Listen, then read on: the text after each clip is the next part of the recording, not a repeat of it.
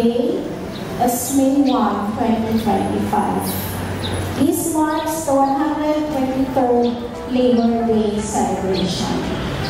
This year's celebration is being observed to recognize the vital role of the Filipino workers, lahat ng manggagawang Pilipino. Kung ano po ang kanyang piniplay na role in nation's development. Today, we also honor the hard work, resilience, and sacrifices of individuals across industries.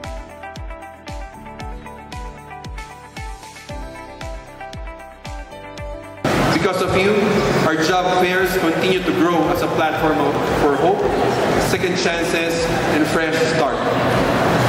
More than 2,000 yung nasa local and 4,000 plus yung nasa overseas.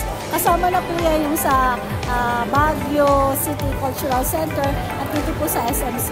So far po, nagkaroon po kami ng online registration. It's more than 1,000 yung nag-running.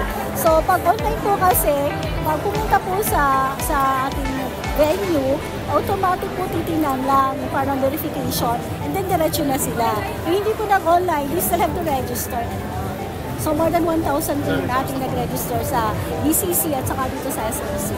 So we are expecting siguro mga 3,000 kasi umalis po ako sa BCC kanina, mahaba na yung pila. Dalawa po siya pila, yung nag-online saka yung hindi, yung nag-walk-in lang po.